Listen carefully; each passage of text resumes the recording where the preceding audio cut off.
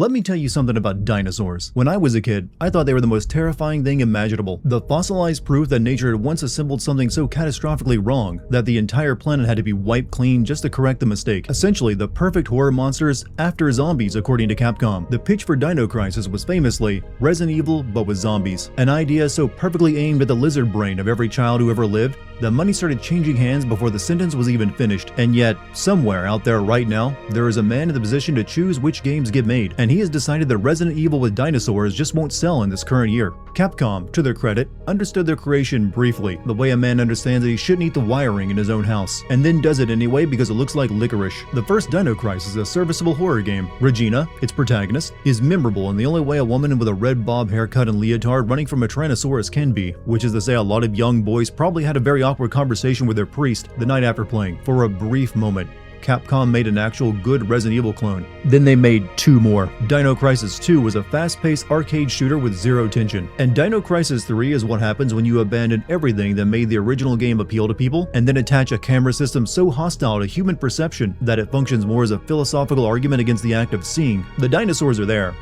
Somewhere. Probably. You wouldn't know. Dino Crisis never stayed in one lane long enough to establish an identity for people to get sick of, which is impressive because people got sick of it anyway. Dino Crisis speedran the exact same downward trajectory Resident Evil followed in just 3 games, starting with comfy, slow B-movie horror, and following that with action-adventure, and eventually probably space. And yet Dino Crisis fans persist. They will tell you with great conviction that all Capcom needs to do is apply the Resident Evil remake formula to Dino Crisis, and it will finally become the franchise it was always meant to be. Resident Evil with dinosaurs. That version of the game exists in the imagination, and in the imagination it is perfect. It also exists in the same place as my 6-pack abs and my plans to learn to play the guitar. The problem, ultimately, is that dinosaurs are not a story. They're a threat. Jurassic Park understood this problem and mostly solved it by setting the plot around men trying to play God and control nature. Dino Crisis coalesced around mad scientists and time travel that somehow spit out dinosaurs, who then ignore all of their animal instincts, to the point where dinosaurs stop being terrifying monsters and become mascots. And a mascot can never scare you.